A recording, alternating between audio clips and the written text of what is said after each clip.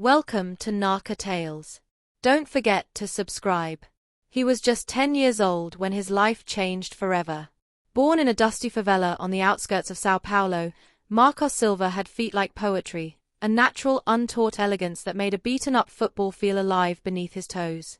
Every afternoon, the sun beating down on cracked concrete, he chased his dreams along alleyways and rooftops. His family lived in a cramped single-room shack, but they were rich in love and sacrifice. Siblings who shared their last slice of bread, cousins who worshipped his rising talent with every proud smile. One sweltering August evening, a car pulled up beside the makeshift goal he'd rigged from old soda crates. Out stepped coach Ricardo Mendes, a scrawny man whose reputation preceded him, a former professional whose promising career had been derailed by injury, now scouting for raw diamonds in the rough. He watched Marcos weave through a cluster of neighborhood boys as if they were mere shadows. In that moment, he saw not a child, but a prodigy. Voce e talento puro, Ricardo had whispered.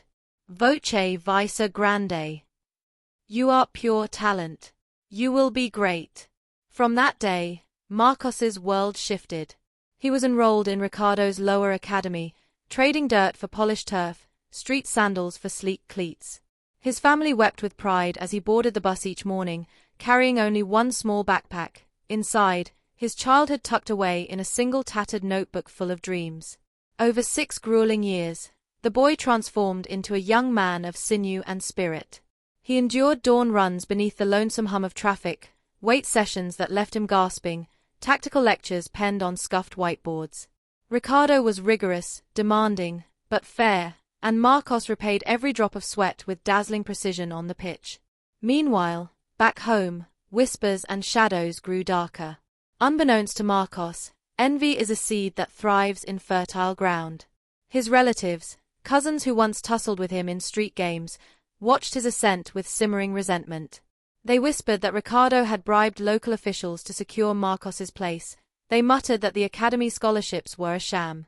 From the age of 14 to 19, they launched 10 cunning attempts to wreck his dreams: a broken ankle conveniently misplaced, a false accusation of theft that almost expelled him, forged doping tests, slashed tires on his family's lone motorbike so he'd miss training, stolen luggage filled with his prized boots, phony love letters that distracted his focus, even an arson attempt on the academy bus shed. Each time, Marcos rose again, tougher and more determined, his talent like tempered steel that refused to break. At 20, his breakthrough arrived. A mid-level professional academy, flush with sponsorship dollars, offered him a contract that would lift his parents and siblings from poverty.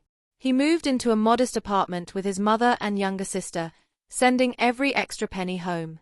For a moment, it seemed his family's bitterness might melt before his success. But as his jersey number appeared on posters around São Paulo, their jealousy hardened anew. These 7 fresh schemes, rigged match-fixing allegations, doctored medical records, malicious social media campaigns to sully his name, threats whispered into the ears of club directors, proved powerless. Marcos's star simply could not be dimmed.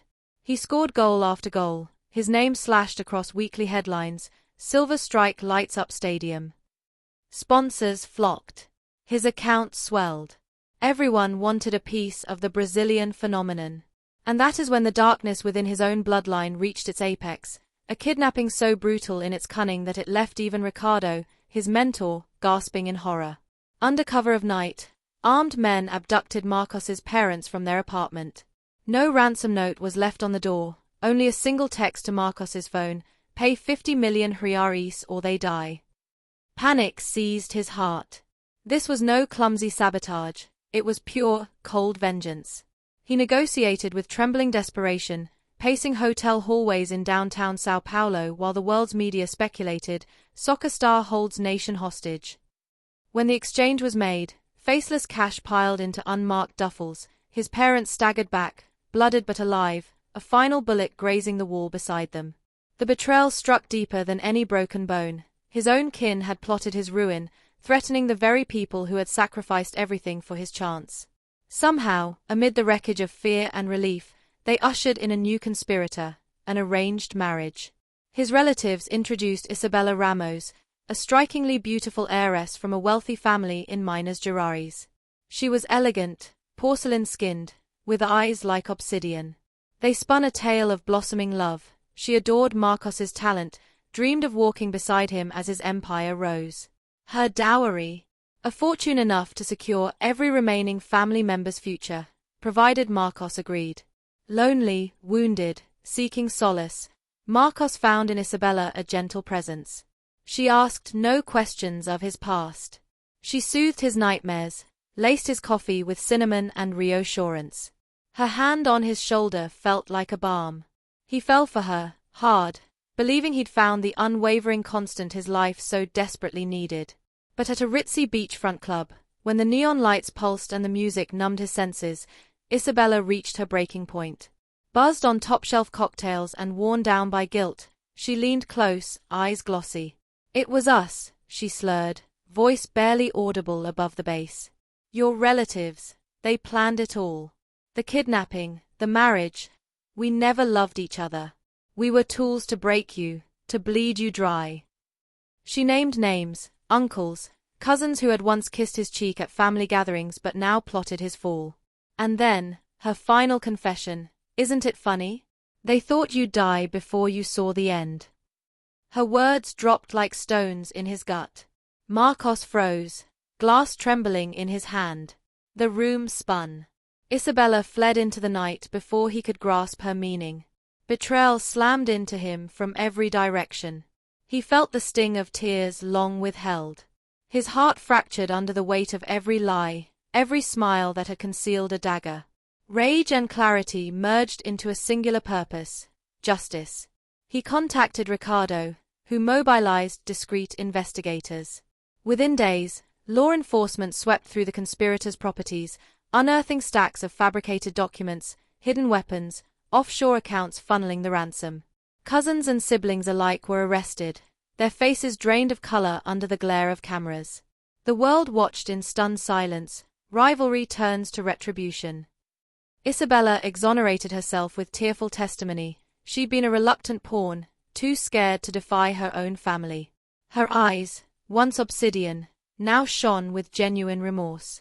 Marcos held her hand in the courtroom, the press flashing every moment, and realized the only family he needed was one forged by loyalty, not blood. Yet even as justice found its measure, Marcos knew there could be no going back to São Paulo's prying eyes. He vanished from public life, disappearing with his mother, father, and Ricardo aboard a private jet bound for an undisclosed training facility in Europe. His career did not halt. He signed with a mid-tier club under a new identity, donning a jersey number that honored Derek Thompson, a childhood hero who had once taught him that every goal deserved a second chance. Years rolled by, and the boy from the favela became a seasoned striker known for his uncanny precision and unbreakable spirit. Whenever he slipped on his boots, now worn, but comfortable, he felt the ghosts of every betrayal, every broken promise, every stolen moment. But he also felt their absence, the relief of no longer being shackled by envy and hatred. Then, on a rain-slicked evening in Rotterdam, as he scored the winning goal in a Champions League qualifier, he finally breathed. The stadium erupted, and for a moment, the roar silenced his past, and he allowed himself to hope that redemption, like the sweetest victory, could outshine even the darkest rivalry. He never returned to São Paulo. Isabella by his side, he built a new family, one rooted in honesty and trust. And sometimes, late at night, he whispered a silent prayer for those whose greed had doomed them, hoping their own reckonings were as swift and just. So ends this chapter of Naka Tales, a story of raw talent tested by betrayal, of vengeance tempered by love, and of a boy from Brazil who learned that the fiercest battles are not fought on the pitch, but in the heart. Don't forget to subscribe for more tales where triumph and tragedy collide beneath the brightest stadium lights.